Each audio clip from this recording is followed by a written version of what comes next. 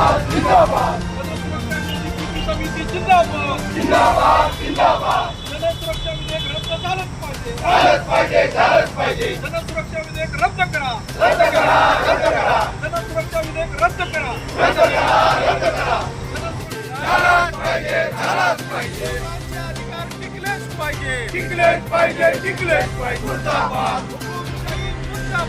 मुर्दाबाद सिद्ध केलेला आहे या सरकारनं आणि लोकांचं नाव घेऊन लोकांच्या अधिकाराचं लोकांची रक्षा करण्याचं नाव घेऊन लोकांचं रक्षण आम्ही करण्याला कायदा केला आहे असं नाव घेऊन एक विधेयक आणायला त्यांनी प्रस्तावित केलेलं आहे आणि हे विधेयक खरं म्हणजे लोकांच्या विरोधी आहे. त्याचं नाव काहीतरी आहे की बाबा अमके तमके कोणतरी असतात, नक्षलवादी असतात, ते शहरी नक्षलवादी आहेत, पण त्या कायद्यात तसं काही लिहिलेलं नाही. त्यांच्या मुलाखत बोलताना मुख्यमंत्री असं बोललेले आहेत. प्रत्यक्षात प्रस्तावात काय नाही. आता जनसुरक्षा म्हणजे तुम्ही काय जनसुरक्षा करताय? आज आता बातमी आहे की आत्महत्या अजून नव्या मराठवाड्यात किती झाल्या. इथे दलितांच्यावरच्या अत्याचाराला खंडन आहे. इथे बीडचं प्रकरण तर अजून चालूच आहे, भयानक प्रकरण.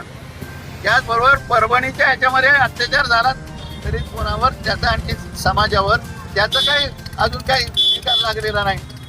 स्त्रियांच्यावरचे अत्याचार टोकाला पोहोचलेले आहेत. शेतकऱ्यांच्या वर पूर्वी अत्याचार झालेले आहेत, आता सुद्धा अत्याचार चालू आहेत.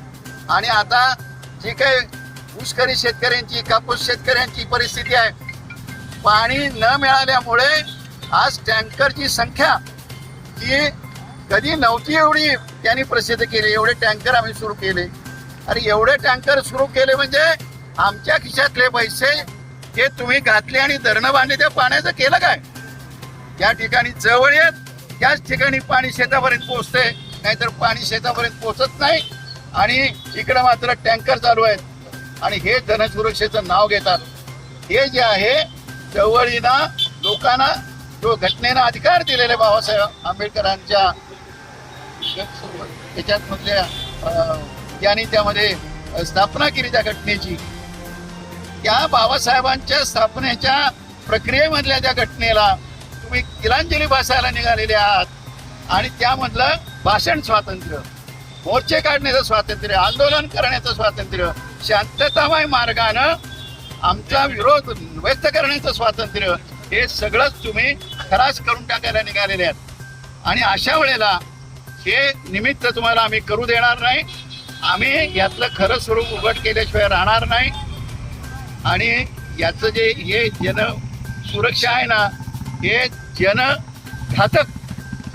जनघातक विधेयक आहे. जनसुरक्षा विधेयक नसून हे जनविघातक विधेयक आहे, असं आम्ही त्याला आता नामकरण करत आहोत.